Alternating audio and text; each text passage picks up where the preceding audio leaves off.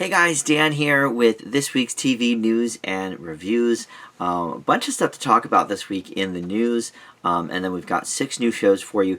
You know, it's summertime, so a little harder to find some things, but we've definitely got some interesting shows for you on the docket. But first up, let's talk about the news of the week, as we always start with the renewals and cancellations. NBC has finally announced some of their fall lineup. They haven't announced when anything will be, but they have announced that a couple shows are not returning.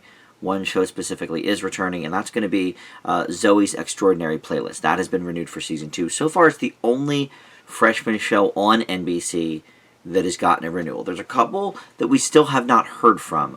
Indebted, the show with Fran Drescher, we still don't know what the fate of that is going to be. Also, Bluff City Law, which did not get more episodes after its initial 10-episode run in the fall. But who knows? You know, I feel like with pilots not being able to be shot this season because of the pandemic and then Hollywood being shut down in general, I think they may want to bring things back that performed okay. But 2, I guess, that did not make the grade for them are Perfect Harmony and Lincoln Rhyme, The Bone Collector. Those are both gone. I kind of liked the Lincoln Rhyme show. I thought it was okay, although I caught on way late to that. It premiered in January, and I didn't realize until May, I think. The whole season had wrapped up, and I was like, oh, there's a show called this, and I never even heard of it. So I reviewed it way late. But Perfect Harmony, I was on from the start. I reviewed it last fall to a very, very average to below average. I think I gave it a C+, but in retrospect, thinking on the season as a whole, it's easily one of the worst that we've had to deal with this season. So I'm not sorry to see that go. Sunnyside, there's still no word on as well. Now, they yanked that from the linear NBC network, but they put it on Hulu and actually added an additional episode once it was on Hulu. So that may actually still be returning for season 2. We have not heard officially for that one. Also, we've got a couple of shows I've never heard of. The Sinner, starring Bill Pullman, who I typically don't really like anyway, is renewed for a 4th season on USA. USA is coming back really into the scripted game. For a little while, they had a ton of hits. They had Burn Notice and Monk and Suits and Psych and all of that. Huge shows for cable. And the last, I don't know, maybe 5 years or so, they just haven't really done that much with big programming that was not, reality shows or anything, big scripted programming. So I've never heard of this show, The Sinner, but apparently it's been on 3 years already, so that's renewed for a 4th season. And then they're adding 2 shows to their fall lineup. Instant Family is one of them. It has nothing to do with the movie that came out with Mark Wahlberg a couple years ago, but it's a different concept, I guess. But that's one, and then there's another show, I believe a drama, that they've also picked up. So those will be coming, I guess, in the fall.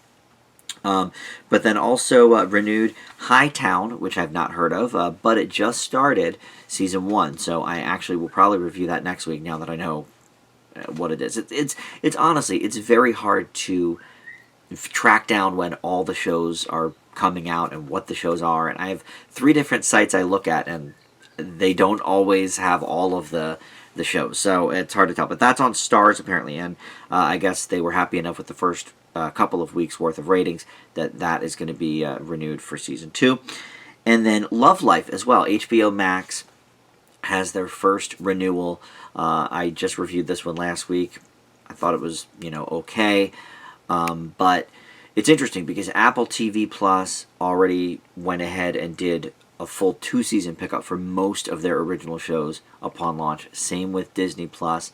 But HBO Max did not do that. They said, here's the content, we'll see if you like it. And I guess it sort of makes sense because they have so much back catalog that if a show isn't working, they're not going to waste the money to do a second season if it's not worth it. But I guess they figured out Love Life is catching on with people. And it was always sort of billed as an anthology series. So next season will not revolve around the Anna Kendrick character, but I hear it's going to be sort of adjacent to that, so she will make a couple of appearances as the Darby character, but it won't focus on her or her love life. It will be another person entirely at the helm. But The biggest of all that we want to talk about is on the cancellation side, Cops and Live PD. Now, we talked about this last week when they were just pulled from the schedule.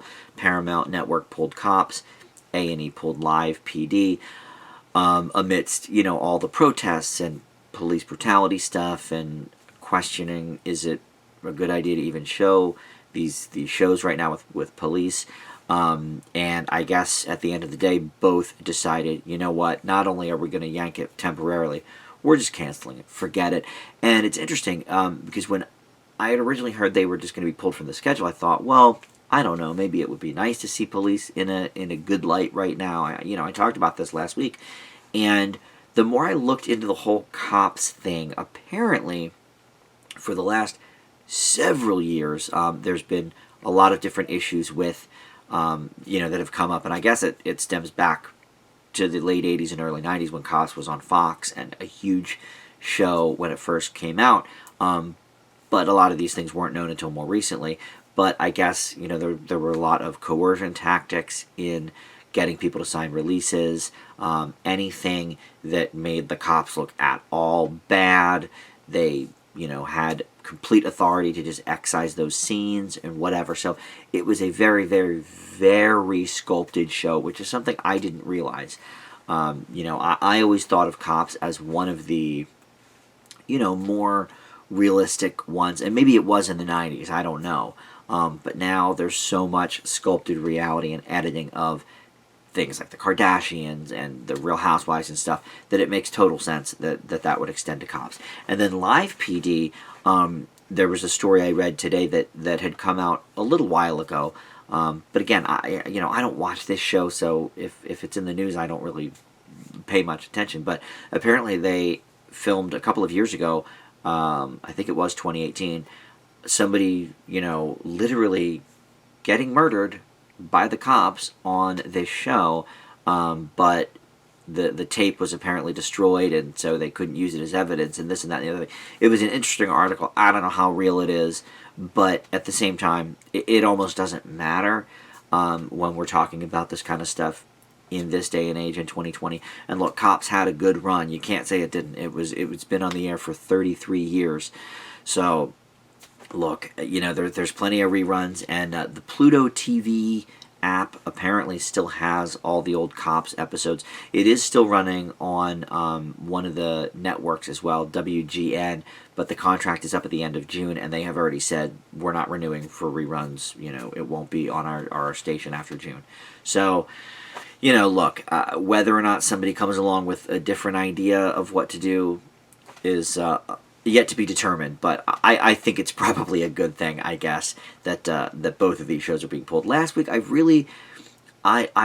was more on the fence about it. I didn't know what to make of it, because I thought, well, if you're showing Cops in a good light, maybe that's not the end of the world in June of 2020 with everything going on. But yeah, I mean, the more I read into it, it just, yikes, the things I was reading about it. So I'm fine with both of these shows leaving. And it's interesting because A&E does have a firefighter show that is sort of like Live PD but with firefighters, and that's still going to be on because we all love firefighters. So I guess there's not much drama there. But all right. So speaking of HBO Max, like we were just talking about with Love Life, the confusion of HBO Max, HBO Go, and HBO Now is going to be dwindled down. I talked about this a few weeks ago when we were doing the Is HBO Max Worth It discussion, which I said it was not, and I still believe that. But I also was sort of wondering, what are the differences between these various things? So HBO Now is going to basically morph and just be HBO. So if you have an HBO subscription, you will have access to everything on HBO, current movies in rotation, and I guess, a lot of the shows. You'll have access to that on the app that will just be called HBO. HBO Go is leaving. That is no more. It is going away. And I think they said at the end of July it will be basically defunct. And that's something that I guess people pay into. And I've said this before. I've never bought HBO.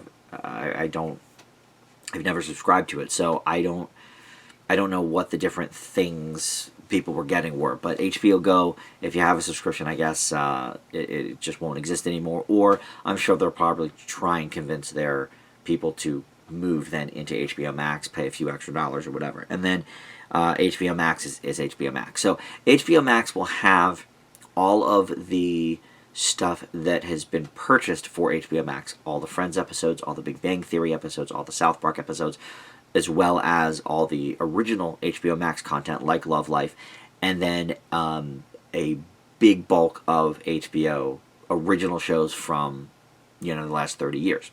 And then HBO and the HBO app, I guess, will just have whatever is currently in rotation movie-wise on HBO, and then a smattering of, I guess, all the current shows, and then maybe some of the older shows too. So that's sort of the difference there. Okay.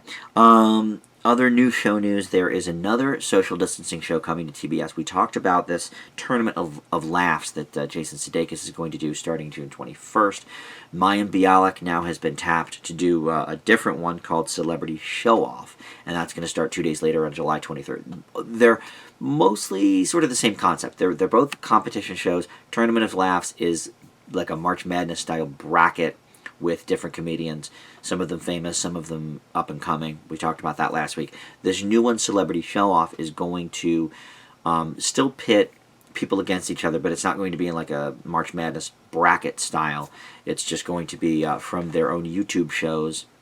You can vote, I guess, or you not vote, but watch the content, and then whichever one gets the lowest views, I guess, of the week, that person is eliminated. And they're coming from all walks of life for this particular show, the Celebrity Show Off, because you've got, some of the names I read was like Diplo, which is a famous DJ, and then Jason Mraz, okay, he's a musician, so they're both music, but then you've also got Kevin Smith, who obviously is more comedy slash, not stand-up really, but, just sort of, he does writing and acting and stuff, so we'll see what he does. And then I don't know, there's just a bunch of the names I didn't recognize, but that's just sort of a small example of like the different types of things you're going to have on this show. I think there's sports people involved too, so they're all going to create original content. It will go on the show, and then the next day, I guess, they'll go up on YouTube and you can watch them there as well.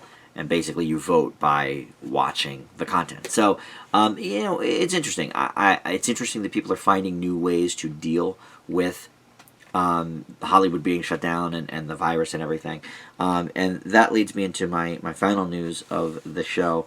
And that's going to be that showrunners and writers of shows are now basically resigned to realizing, okay, even once Hollywood opens back up, there's going to be a lot of social distancing involved. So shows with live audiences are not quite sure what they're going to do yet. But shows that have a lot of extras, that can't happen. A lot of things are going to be written out and written around. And I read interviews in this article with, Kenya Barris, who does Grownish and Blackish, and Rob McElhenney, who does Mythic Quest on Apple TV, and both of them are kind of like, well, we can't necessarily do what we were planning on doing. The last show, or the last episode, I should say, that Mythic Quest was filming when the shutdown happened was at like an E4 type of thing, where there's a big convention and a bunch of people, and obviously he's like, we can't pick up where we left off. Like, we have to completely rewrite these episodes. And then for Barris with Grownish, he was like, basically, this takes place on a college campus. There's a lot of people in college. Like, how exactly are we going to do this? We don't know yet. So, basically, the social distancing stuff is going to fall into place. So, I think the entire landscape of TV for at least a year, maybe more, is going to look a bit different. I think we'll have a lot more things like bottle episodes where your entire cast is just in one room. And the Friends reunion is something that, it's been talked about a lot, because obviously it was postponed from COVID for the HBO Max launch, but they're still planning on doing it, hopefully in August. But that was going to be live in front of a studio audience, and it was going to have the 6 main cast members on the famous Central Perk couch together. So what is that going to look like now? People are really trying to figure that out. So a lot of the upcoming TV season, I think, once they do start resuming filming, will be drastically different from some of the storylines they were hoping for. I can't remember one of the other shows that they had talked about. They had a whole plot line where, it was Evil on CBS, the new show, which is going into its second season. Their entire plot was like based around something that now they can't do, so they have to kind of rewrite things and make, the new episodes maybe more psychological than, big crowd scenes and that kind of thing. So it's definitely hitting sort of all avenues of TV watching. So that is the news. Let's move on to the reviews. We have 6 shows, and none of them are really like standout mega hit buzzy shows. So I didn't really know what order to put them in this week. Usually I lead with 1 or 2 that are like real hot, but I think we've got an interesting selection. I've got the Jeffrey Epstein documentary coming up. We've got a handful of overseas shows that have found their way on American television. And I don't know if that's on purpose because it was already planned, or because COVID-19 shut things down. Networks are sort of looking to reach out to find other programming. I don't know, but either way, we'll get to all of it. First, though, we're going to talk about Central Park. This is a new animated adult sitcom that was originally meant for Fox. And to be honest, I think it would have been a great fit for Fox. First of all, I think it's a lot better than either Bless the Hearts or Duncanville, which I'm assuming this is what they passed over to kind of go with these. But it's from the mind of Lauren Bouchard, who is the creator of Bob's Burgers, and that, of course, is a huge Fox hit. So it's very much in the Bob's Burgers vein, in the sense that the characters are all kind of quirky. They have men doing voices for women in some cases, and there's also a lot of songs. This is even more of a musical show than Bob's Burgers was. So I watched the first 2 episodes of this. I think as of now there's 4 up on Apple TV+. But it's interesting. This is now the second show that was developed for Fox Animation and handed off to a streaming platform. We did Solar Opposites a few weeks ago. That's on Hulu now, and that was originally, for Fox, but changed for Hulu because there's a lot of cursing in it. So I don't even know if it got to the animation stages for Fox, or if it was just a concept that they shuffled to Hulu. This is very much in the Sunday night animation domination vein. There's no real heavy cursing here, but everybody's a weirdo, and I would guess that all of these were done and animated, or at least a handful of them were, before Fox passed it on to Apple TV+. So it stars a lot of really famous people. Kristen Bell, Daveed Diggs, Titus Burgess, Josh Gad, Kathryn Hahn, Stanley Tucci. Stanley Tucci and Daveed Diggs both play old women. One of them is very rich, and that's the Stanley Tucci character, Bitsy Bradenham, and Daveed Diggs actually voices Helen, her assistant. So that's a classic Bob's Burgers thing, where a lot of guys are doing voices for females. I'll tell you what, though, Stanley Tucci, I never would have known that was him. Daveed Diggs, eventually I kind of was able to pick him out. I watched the first 2 episodes of this, and they actually factor in a little more in the second episode than the first episode, I think. But Josh Gad plays sort of the narrator of the story.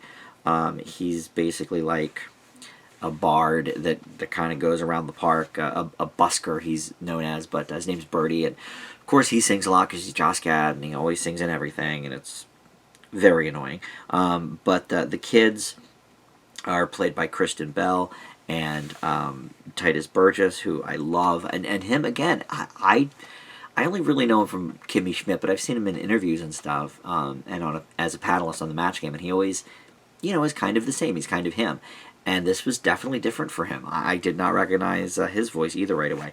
Kathryn Hahn plays the mother, and then the father, sort of, I guess, the star of the show, the Bob of the show, Owen Tillerman is the character's name, is voiced by Leslie Odom Jr., who I only really know from his Nationwide commercials, so I don't know much about his acting, but, he's a singer, and so obviously the singing there is a factor. But he is, a park ranger, and he just loves his job, and he's all about the park.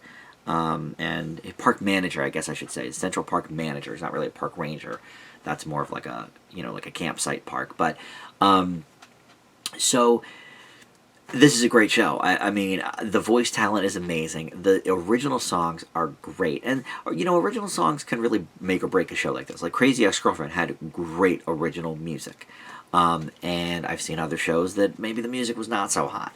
Bob's Burgers sort of toes that line, because I think the music is not necessarily supposed to be good, so to speak. It's just supposed to be silly. And sometimes it is catchy, but most of all, it's more meant to be funny.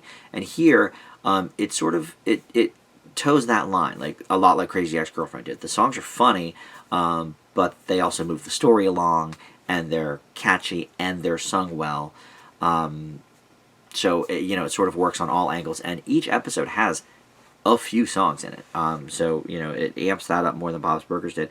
Catherine Hahn, I didn't necessarily recognize her voice, but Kristen Bell, you'd think you would from Frozen and stuff, but I didn't even recognize her voice. Like, it was great trying to pick out these people before I looked at the cast list. The only one I really knew for sure was Josh Gad, that classic voice. I tire of him so quickly, and he's good in certain things and very annoying in others. And anytime he sings, it's, to me, pretty annoying. He puts on that voice that he does, and I've demonstrated it on this show multiple times, but it's just like, it's like this, I don't know, throaty, like, it's so annoying. So that definitely takes it down a peg. But the writing is sharp on this show. It's hilarious. This, to me, could easily be the next Bob's Burgers if it lasts long enough. I'm very surprised that Fox passed on this, because it fits in perfectly with their animation block. I think it's much better than the shows that are there now, that have been put on in the last year or two. I really, really like this. Apple TV Plus really has stepped up their game. The last few shows I've done there, and I have another one coming up today on this show, but the Chris Evans show about the murdered kid, that I watched the first 2 episodes of that. That was fantastic.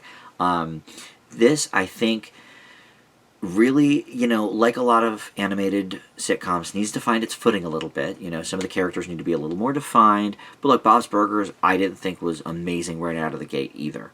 And now, I'm a few seasons behind. I think they're on season 10 on Bob's Burgers. I might be on season 6 or 7, but I watch it on Hulu and catch up that way, and I love it. It's honestly one of my favorite shows. This is more of a work in progress, but it's an outstanding work in progress. And I think if Josh Gad was voiced, the Josh Gad character, if he was voiced by somebody else, I think I would like it more. So that definitely knocks it down a little bit, but I think this is a brilliant show. I hope it lasts a long, long time. I am very surprised Fox didn't want it. I give Central Park an A-. So you know what? I guess since we're already on Apple TV Plus, let's stick with that and talk about the new documentary program called Dear. And basically, it's a biography type show. It's a half hour to 40 minutes long, and essentially it is about famous figures. Each episode's about one person. It's about famous figures that have had an impact on someone, and what that impact is or was in letter form to the people. So that's why it's called Dear ... So for example, the 2 episodes I watched was the first one that's up, Spike Lee, and then I also watched Big Bird because I was curious about that. But there were some other figures in there. Oprah has an episode dedicated to her. Lin-Manuel Miranda. Jane Good also. It's people of all walks of life, all races, but it is kind of nice that it's dropping sort of during the Black Lives Matter movement, and that Spike Lee, is the first episode up. But all 10 episodes are up now on Apple TV Plus, and yeah, it's basically about these letters that are written by people who, this particular person or character in Big Bird's case changed their life, and how, and they have the star reading the letter, but also going back and forth with the person that wrote it, sort of, reading it in their own words kind of thing. So you can really hear the emotional, I think, heft of it. And it's interesting. It's a little bit of a mishmash. I wish it sort of picked more of a lane, because it's sort of a biography show, but it's more about the people who the lives have impacted. So, like in Spike Lee's case, it was almost evenly split. Like, there was about 15 minutes of biography of Spike Lee and 15 minutes of, okay, here's 3 or 4 letters that have been written to him. And I don't know if necessarily the people, the showrunners and the directors of this show have reached out to people that have made mention, like maybe on their social media sites or something, of, oh, this person made such an impact on me, and then got them to write letters to the person, or if they're based on actual, fan mail, email, whatever, from the people. I don't know. I couldn't really find details on that, so I'm not positive. But I don't know. I wish, if it was going to be so much of a biography, I wish you would have extended the time to maybe have them be an hour each, and then you could do like a half-hour biography, because it was like the Spike Lee biography in 15 minutes. It just can't happen. The guy has done so many great things, and they go way back to the 80s, like even before Do the Right Thing, before School Days, the very, very, very beginning of his career. Same with Big Bird. I mean, look, I know Big Bird's a character, and it's interesting because, Carol Spinney, who did Big Bird for 45 years or whatever, recently passed away, so it's a new person now. So they're showing these old clips of Sesame Street and then showing Big Bird in the present reading these letters, and the voice is very clearly different. So that's a little jarring too. But I don't know. I think it might have been nice to have more of a picture of this person if you want to do some biography. Make it more well-rounded. Or just basically give a 5-minute synopsis on the bio, so if you're not familiar with this person as the viewer, okay, you're caught up. Spike Lee is a very, very influential black director, and was saying things in the late 80s that no director had ever said ever in a movie, and that kind of thing. Okay, fine, I'm caught up now. Let's hear the letters. So it's a little bit unfortunate that that they're not utilizing the structure a little bit more, but that being said, it is very riveting.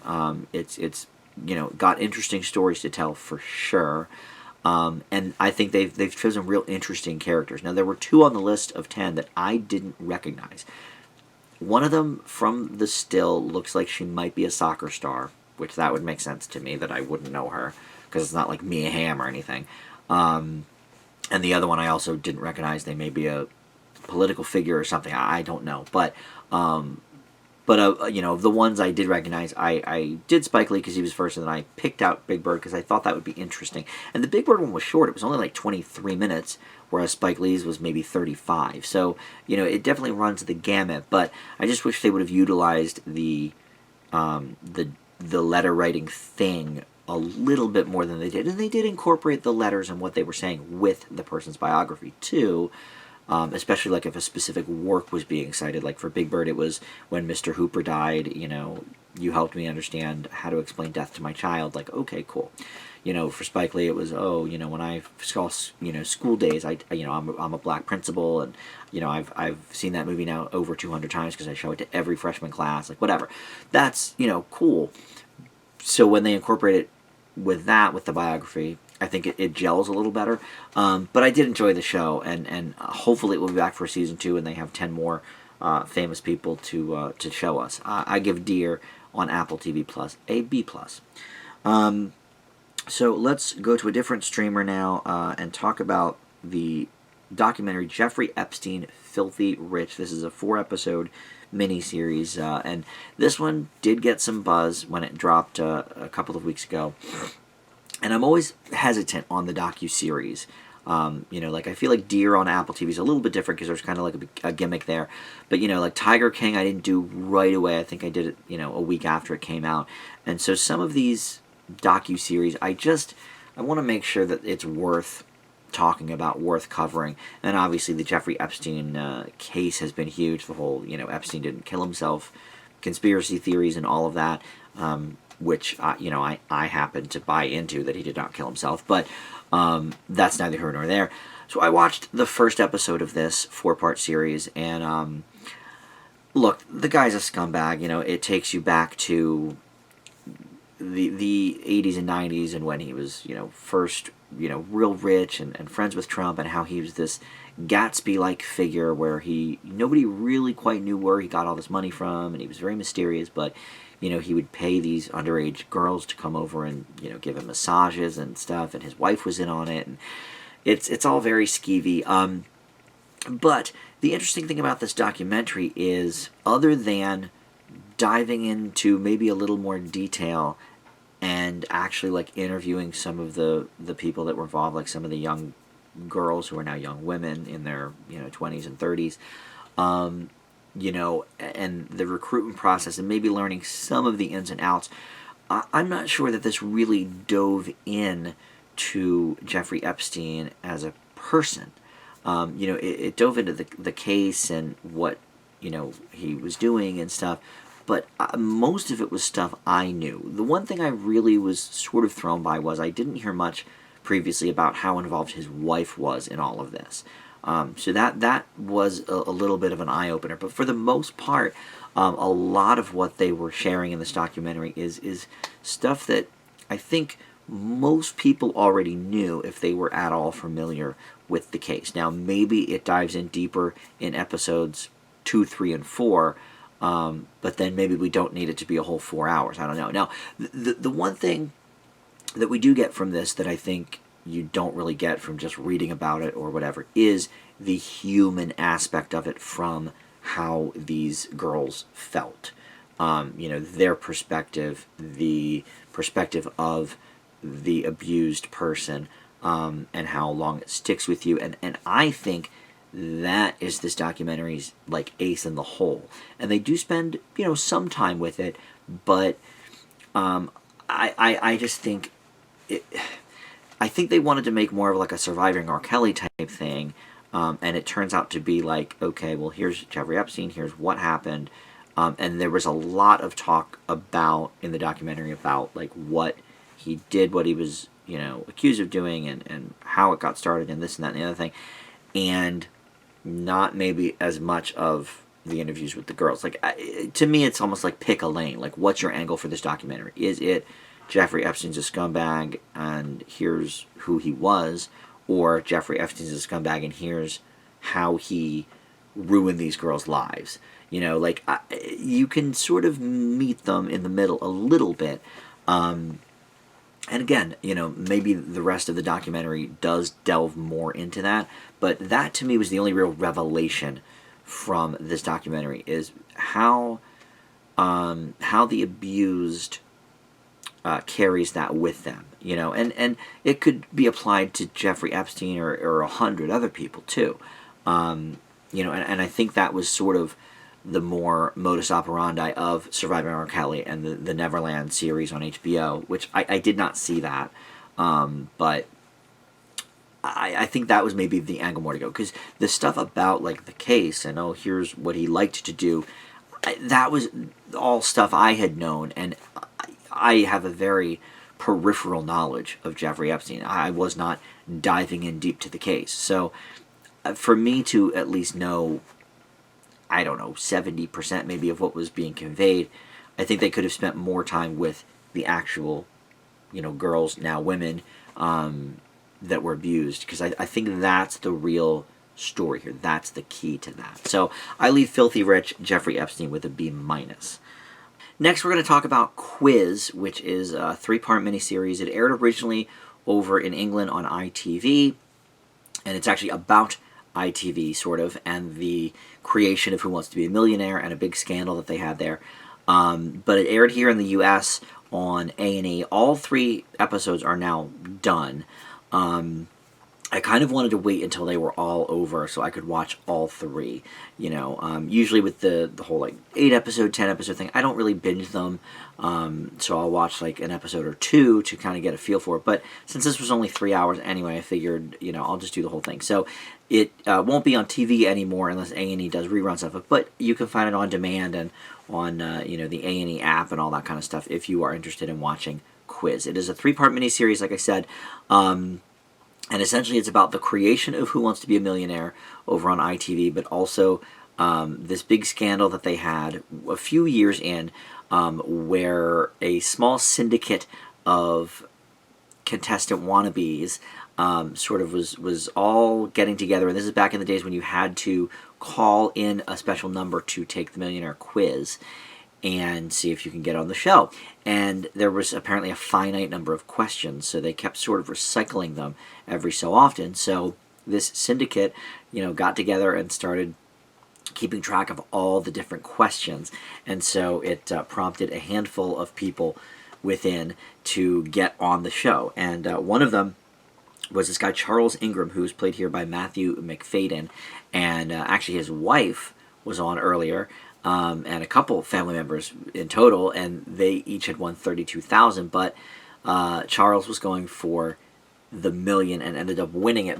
But did he actually win it, or did he have some help from the audience with some well-timed coughs to indicate that he was circling the correct answer? It's a very interesting story, a very interesting show, and Michael Sheen plays the host, which in England is Chris Taggart. And in fact, this dude just retired a couple years ago from Millionaire. He hosted Millionaire for like 18 years over in the UK, and Michael Sheen, I've seen him do many things over the years. I mean, I first paid attention, I would say, in Frost Nixon back in 2006. But he's done an arc on 30 Rock, which was funny, and he's done different comedy and drama things over the years. A lot of different movies, a lot of different sort of guest appearances on different shows. But he is virtually unrecognizable here. He is so good in this role, so much so that not only does he have this look that is nothing really like Michael Sheen. I mean, unless you're really, really looking, he looks not like himself. But he also sounds like, I guess, this Chris Taggart guy sounds. I don't, I've never watched the UK version of Millionaire, so I don't know. But he has this sort of like nasally kind of voice, sort of like he almost always has a cold kind of thing. And Michael Sheen does it, perfectly. And what's so great about this movie, or, well, it's not a movie, it's a miniseries, but is the different components to it. So the first episode is largely the creation of the show, and then a little bit about the main characters that we learn. And then episode 2 is a lot about the actual gameplay, the people being on the show, the coughing, all of that. And then episode 3 is largely about the trial and what happens. And first of all, the defender that they get is so great, the defense attorney, because she really pitches a solid case. And even as you, the viewer, you're like, wait a second, did they really not do anything, or what? Because you see different things throughout the course of the miniseries, but it's from the contestant's perspective some of the time. So, you definitely know what happened, I think, because you see certain things. But, at the end of the trial, you're just left thinking, like, wow, that defense attorney, they really got their money's worth from her, I think. So here's a case where I feel like you could have actually made this longer than it is. In a world where there's so many, like, 8-episode miniseries, 10-episode miniseries, that I'm like, okay, they could have trimmed this up by a couple episodes, this and that. I honestly think you could have had a 4th episode of this, and it still be very engaging. I mean, it's tight the way it is. There's no doubt about it. But I would have liked maybe more background on the characters. I would have liked more trial, actually, because I thought the trial was really engaging. And you could have even had maybe a little more build-up to the creation of the show. I mean, each part of this really could have been, an extra 15 or 20 minutes to make a 4-hour miniseries instead of a 3. And once you cut commercials out, it's about 2 hours and 15 minutes total. So when you think about it, I mean, that's the length of a movie. If this was a movie, I think it would be very satisfying. As it is, I think it's extremely satisfying, but it definitely leaves me wanting more. And of course, it's not like it's a seasoned series that we're going to come back to season 2 and find out more. No, like it's one and done. This is what we have. And I don't know. I think I would have liked to have seen a few more things going on because now, granted, I have tried out for Millionaire. I'm big on game shows. I'm big on game show scandals. I've seen the Press Your Luck special they did with the guy that rigged Press Your Luck. I saw or I watched the movie on YouTube, the guy that tried to rig Price is Right, and all this. So I'm very intrigued. And the movie quiz show, by the way, is excellent about the old quiz show scandals of the 50s. That was, in that case, the producers were actually the ones rigging the quiz shows. But yeah, I really I am engaged with this material anyway. So maybe it's more engaging to me than some, but the performances alone are great. Now the gal that plays Charles's wife, Diana Ingram, she is played by Cyan Clifford, and she is the sister on Fleabag. So I've already seen her do great things on Fleabag, and she's very engaging in this. You really, acting-wise, other than maybe Michael Sheen, but Michael Sheen kind of comes and goes. Like, he's barely in the third part at all. She's probably the best actress in this thing, other than, like I said, Michael Sheen. But she's in all three parts, and he's a little more sporadic in the first and the third part. But I thought this was very, very enjoyable. If you get the chance to check out Quiz, I highly recommend it. From me, it gets an A-. Would have loved to see a little bit more to get it that A. But as it was, 3 hours, I guess, is all we get. So up next, we're going to go to HBO, and this is something you can probably see on HBO Max or HBO Go or whatever they have. I May Destroy You is the name of it, and here's another one that comes from England. We're poaching a lot of shows now from overseas on some of our American networks, and HBO and Showtime are groups that have always kind of done a little bit of outsourcing or insourcing, I guess, for some of their content. But usually it will air first in the UK, wrap its run, and then HBO will bring it over. Not the case here. I Will Destroy You is basically airing simultaneously in both countries. It is airing 2 nights a week in the UK and just 1 night a week here on HBO, but still, it's pretty interesting that they're running it sort of concurrently. And it stars Michaela Cole, and I was unfamiliar with her, but she has already won a BAFTA award for Best Performance in a comedy program called Chewing Gum, which, much like here, she wrote, directed, and starred in. And I'm not exactly sure how many episodes there's going to be total. Is it 10?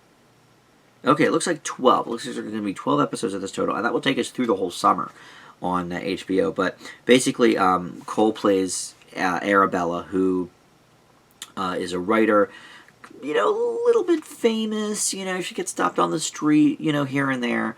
So she's got a little bit of recognition. But essentially, at the end of the first episode, she has this crazy night out with her buddies drinking, and she realizes as we go along, especially in episode 2, the first 2 episodes have aired already, so I've seen both of them, and she may have been drugged, she may have been raped, she doesn't know, but she wants to get to the bottom of it. She wants to figure out how her smartphone got smashed, what happened to her that night, where she went, why she got a cut on her forehead, all of these things. So it's almost like a mystery show, where she's really trying to piece together what happened. And I think, look, a lot like, I guess, sort of the Epstein documentary we were talking about. I mean, the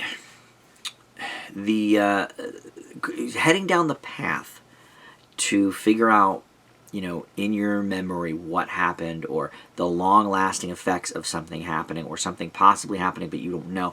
I mean, it's a very interesting thing to look at that I don't think we see really in a lot of shows. A lot of shows are like, they present to us, the audience, okay, here's exactly what happened. You know what happened, even if the character doesn't. Not here. Here, we really are sort of as clued out as she is, and maybe she has a little more information because she at least knows her history and her background, which we don't. But it's not like we see something and know, okay, this is what happened, lady. This is where you were. This is who you were with. No. So I think that's very interesting. I'm glad I watched the first 2 episodes, though, because the first episode, we barely even scratched the surface of any of that. So, if I would only watch the first episode, I would have said, well, this is sort of boring. Like, I don't really know how much I even like this person, this and that. But after that second episode, it's like, okay, a little bit of a slow start, but now I'm fully interested in this story. I'm fully interested in what happened to this woman the night before, as she's trying to piece things together. So definitely a slow build, and that's sort of the danger of grading something after just 1 episode, because a lot of things can change from episode 1 to 2 when you're setting everything up in episode 1. But I have to say, if I wasn't doing the review show, I think I would have seen that first episode and been like, well, I don't really care about this. I'm moving on. Whereas now that I have seen, I sort of forced myself to watch the second episode so I could review it for you guys. It's definitely a much better show. And I think she does a great job. It makes me sort of interested in what this other show, Chewing Gum, was, and maybe, wanting to watch some of that. But that being said, it is a real slow build, and because of that, the first episode is really all over the place, super frantic, and it takes you a while to even start to like the protagonist here. So for now, I give what's it called? I May Destroy You, a B, but that could easily go up or down with the rest of the series. It's honestly kind of hard to tell. So last, we're going to go over to Cinemax, which, yes, Cinemax is still a channel. It's still making some original content. Not a ton, but every so often we have something. And we've got Trackers right now. And this is an action series basically involving the CIA in Cape Town, South Africa. Some of the other organizations in there, including the Black Rhinos, and then some terrorist organizations, all sort of under the umbrella of this all happens in Cape Town, South Africa. The whole series doesn't take place there, but that's sort of the basis for it. And we've got a lot of different people involved in this show, a lot of different types of characters. Sort of our lead, I guess, is a 40-year-old woman who sort of took off for a long, long time from the workforce to raise her family, and now she is realizing, okay, I want to get back in the workforce. I was having an abusive relationship. I took off from that dude, and now, I want to get back into the workforce. And basically, she's got a journalism degree and wants to sort of secure a government agency job where she can put that degree to the test, but also maybe do some research, do some analysis of this and that, and she does eventually get the job by the end of the first episode. But other people include a special forces member and an FBI member, which really is called PBI in South Africa, and then there's the terrorist people as well, and we sort of see them come and go.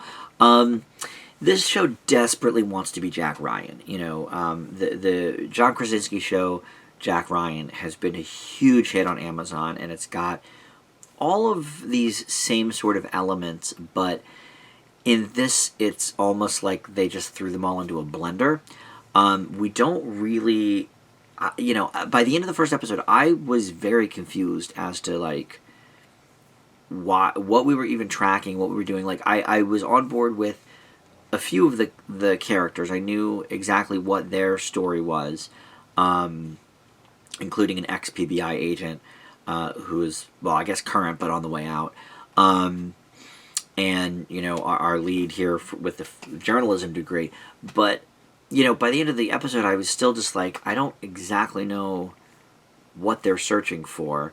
But we do see some things take place, but there's definitely not enough action. And I'll admit, I didn't keep up with Jack Ryan. I watched it when it first came on. I think I did actually watch the whole first season of it, but I didn't yet watched the second season. I'm not sure if I will or not. That to me is a little, I don't know, too action heavy for what I'm usually interested in when I just want some fun watching. But John Krasinski's great in it. Here, none of the acting really ever gets above sort of average. So that's definitely a detractor. But it's all just very generic. It's like they took all the best elements of Jack Ryan and even some of these other shows like 24 and I'm trying to think of like the best action shows that take place in the here and now. So not like Game of Thrones, but not that I watch Game of Thrones, but you know what I mean, like 24, Jack Ryan, in that sort of vein, and just throw it all in the mix without really giving us a lot of context. It's really all over the place, and from what I understand, it does get better. I read a couple of critiques of this, and from not from actual critics, but just from audience members, and they, a few of them said it does get better than this, but boy, it's a mix of things, and it's very forgettable. Like I feel like this is one of the shows, and there have been several in the year almost that I've been doing these reviews where it's like you could tell me the name of a show and I'd be like, yeah, that sounds familiar. But what was that? Like, what happened in that show? Because some of them are just so forgettable. And Trackers, I might remember the name. But it's almost like that show Treadstone. Like, if Treadstone didn't have, and that's on USA, I think, as well. If Treadstone didn't have the Jason Bourne connection, I don't think I would remember anything about it. And so I might remember like Trackers takes place in South Africa. But other than that, 6 months from now, if you said like, oh, hey, what was that show Trackers about? I'd be like, I don't know. It was an action show that wanted to be Jack Ryan. That's all I got for it, So, it's just everything is very, very, very average here or below. So I'm going to leave Trackers with the C-. Alright, so that will do it for the show this week. Definitely on the whole, I think some better shows than we had last week. A lot of really good ones coming from the streaming world, and specifically Apple TV Plus. I mean, they are really coming into their own with some good shows lately. So check those out at the very least. Central Park and Deer. Next week, I guess we'll go over this show that got renewed on Starz that I never even heard of. What was that called? Hightower or something? Hightower's the guy from Police Academy. Hightown. So I guess we'll review that. There's also a new game show on ABC called Don't. I know we're going to get to that, and I'm sure there's some other things that I will discover that have come out in the last few days that we can talk about next week as well. Other than that, we have a new Dan Does Disney coming up that will be for the movie So Dear to My Heart that I did with Tim. So we've got that on the way. I guess I'm going to have another big movie review coming up because King of Staten Island is out, as well as Artemis Fowl on Disney+. The new Spike Lee movie just dropped on Netflix. So a lot of new high-profile movies to talk about. So I think this weekend I'll probably have a movie review for you, and we'll see what else I can get into. But other than that, thank you so much for watching, and we'll see you back here next time. Bye.